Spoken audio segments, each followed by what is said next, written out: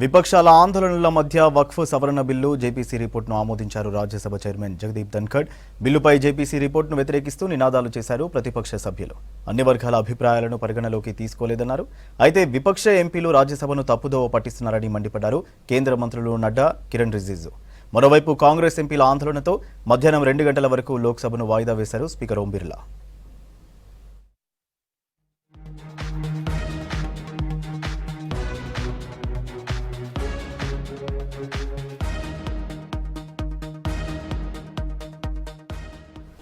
విపక్షాల ఆందోళనల మధ్య వక్ఫ్ సవరణ బిల్లు జేపీసీ రిపోర్టును ఆమోదించారు రాజ్యసభ చైర్మన్ జగదీప్ ధన్ఖడ్. బిల్లుపై జేపీసీ రిపోర్టును వ్యతిరేకిస్తూ నినాదాలు చేశారు ప్రతిపక్ష సభ్యులు. అన్ని వర్గాల అభిప్రాయాలను పరిగణలోకి తీసుకోలేదన్నారు. అయితే విపక్ష ఎంపీలు రాజ్యసభను తప్పుదోవ పట్టిస్తున్నారని మండిపడ్డారు కేంద్ర మంత్రులు నడ్డా, కిరణ్ రిజిజు. మరోవైపు కాంగ్రెస్ ఎంపీల ఆందోళనతో మధ్యాహ్నం 2 గంటల వరకు లోక్సభను వాయిదా వేశారు స్పీకర్ ఓం బిర్లా.